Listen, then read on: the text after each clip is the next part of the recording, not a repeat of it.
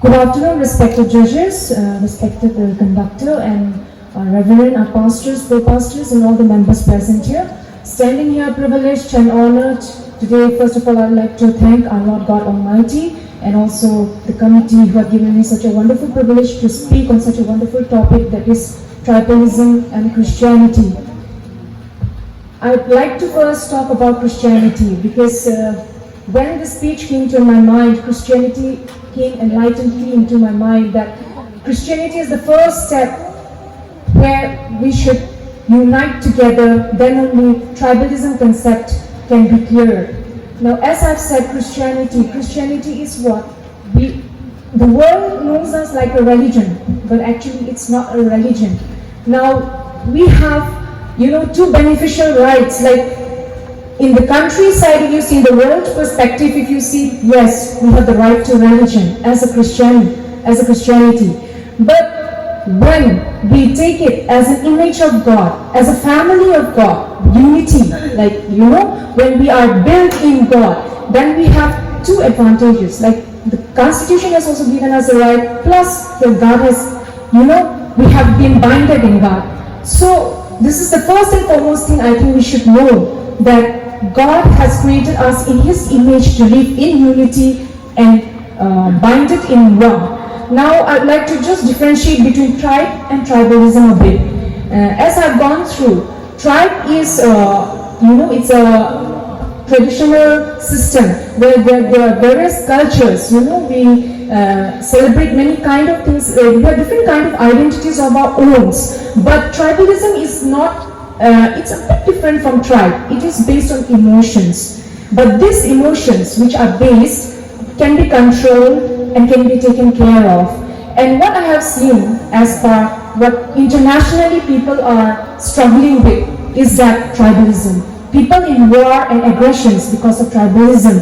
But here, especially what I'd like to say, giving example of our Kachar Hill tribes and also the Dimahasa NC Hills, I would like to take this example to explain in more better way that why is this? Because we are still living in unity. Isn't this because of the concept of Christianity?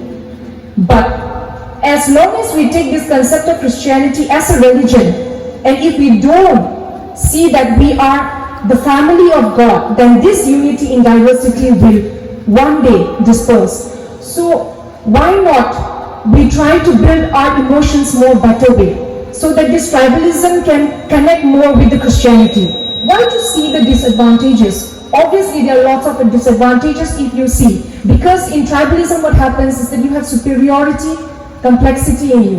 We feel that our tribe is more better, our tribe can be very good, but the moment when we get away from the superiority, complexity, and come out of that and try to see that the other tribe is more better than us, that moment, that tribalism unites us. That is how I see. And also it is written in the Word of God that He has built us as one body.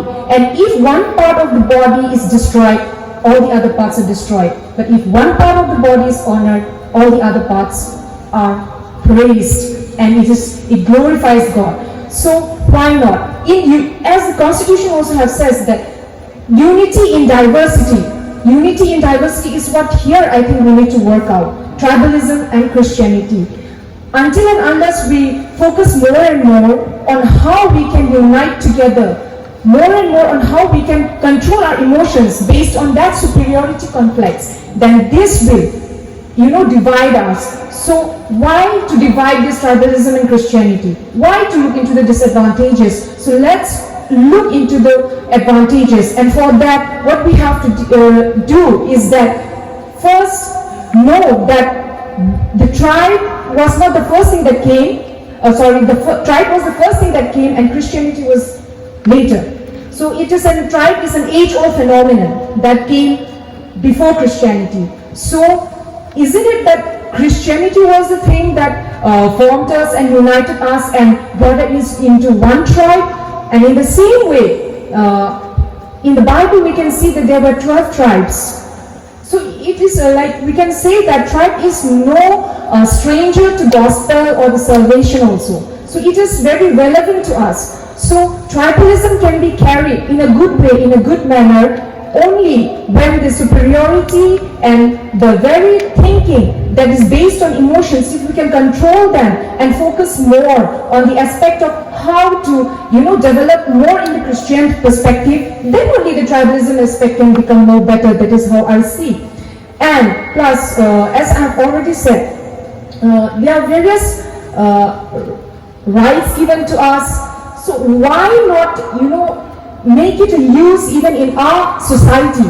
As we know that tribe is a societal thing. This is a very ideological thing. So this ideological concept and societal concept, why, it should be given such a priority in a context that it should not in any way hamper the Christian's perspective of our life, as we are born in his image. So we should enlighten more onto how to control our based emotions and that authenticity, bring that authenticity in us so that we can give more into our Christianity perspective. Then only the tribalism, which we think that might bring some disadvantages, can bring some more advantages to our society.